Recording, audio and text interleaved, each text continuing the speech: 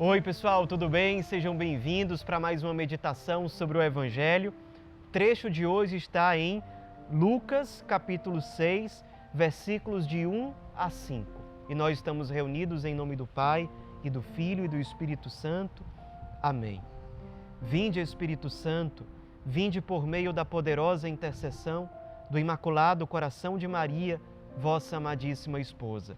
Vinde, Espírito Santo, vinde por meio da poderosa intercessão do Imaculado Coração de Maria, vossa amadíssima esposa. Vinde, Espírito Santo, vinde por meio da poderosa intercessão do Imaculado Coração de Maria, vossa amadíssima esposa. Diz o Evangelho de hoje. Num sábado, Jesus estava passando através de plantações de trigo. Seus discípulos arrancavam e comiam as espigas, debulhando-as com as mãos.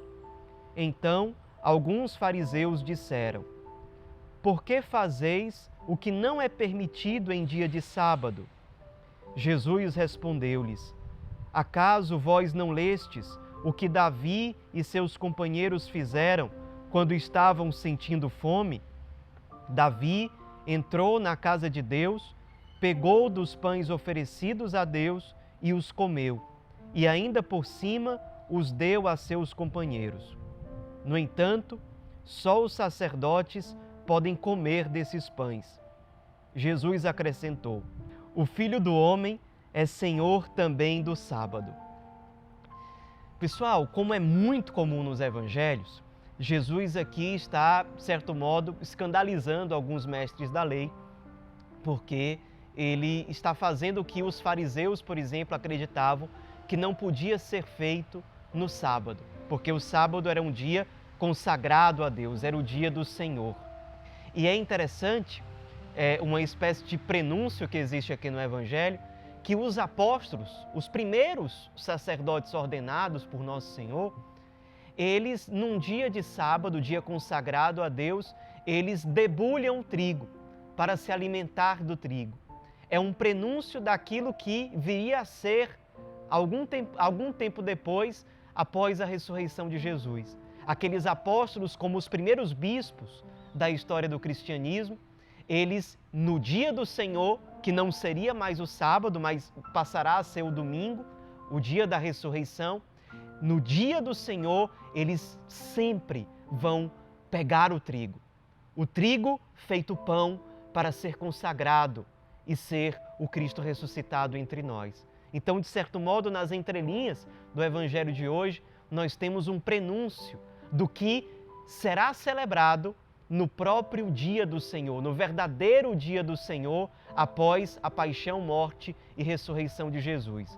Quando os apóstolos, a pedido do Cristo, orientados por Ele, vão tomar o trigo feito pão e consagrar para que o Cristo, pão da vida, seja o nosso alimento. Jesus, no Evangelho de hoje, ele aparece sendo apresentado como o Senhor do sábado. E isso aqui, para um judeu, especialmente naquela época, era algo muito surpreendente e muito significativo. Porque o sábado, como o dia santo, dia de repouso, deveria ser, aliás, era considerado assim por uma instituição divina, porque Deus quis que fosse assim. E somente Deus poderia, de alguma forma, alterar essa determinação. E Jesus está aqui exatamente alterando isso. Ele é o Senhor do sábado. Ele, de uma forma muito sutil, está dizendo aqui com as suas atitudes: eu posso fazer isso, eu tenho autoridade para fazer isso, porque eu sou Deus.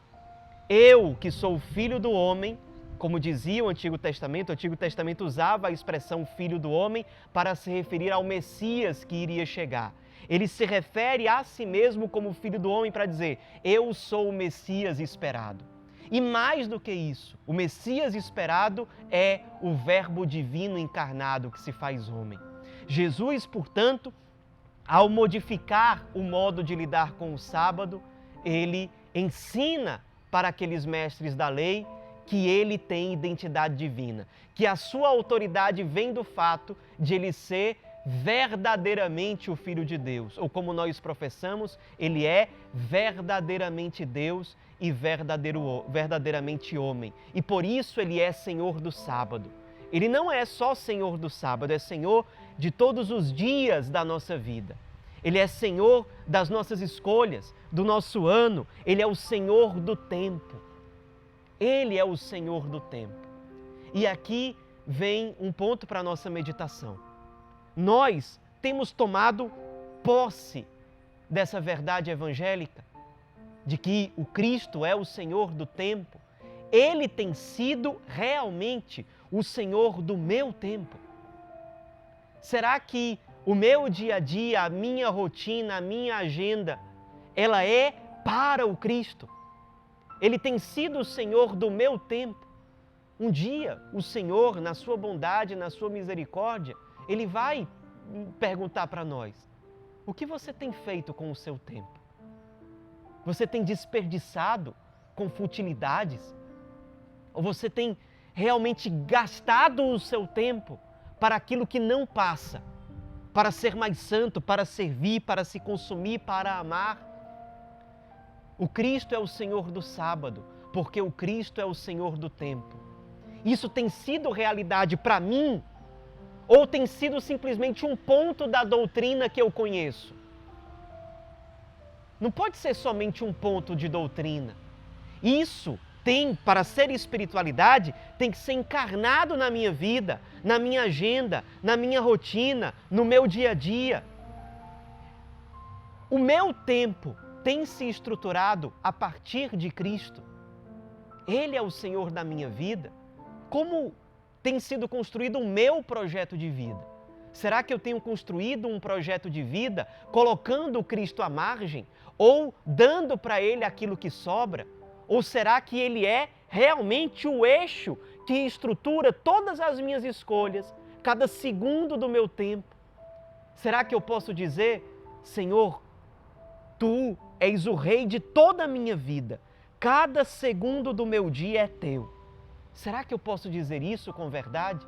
Será que eu sou realmente consagrado ao Senhor, consagrando a Ele inclusive o meu tempo?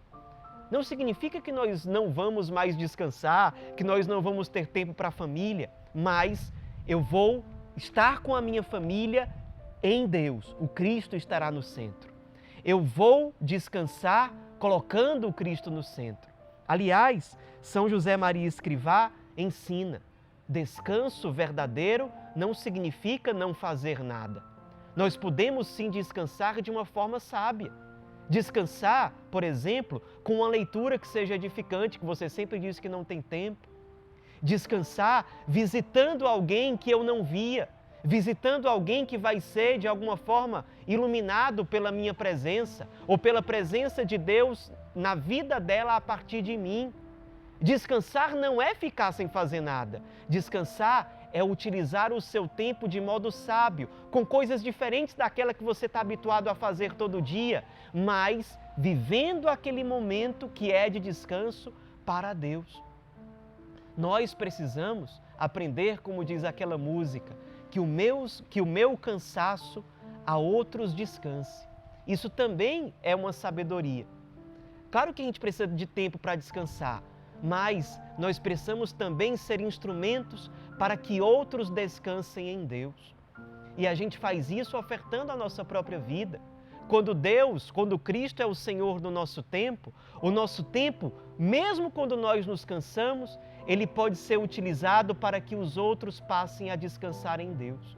Do que adianta um sábado, dia do Senhor para os judeus, vivido longe de Deus?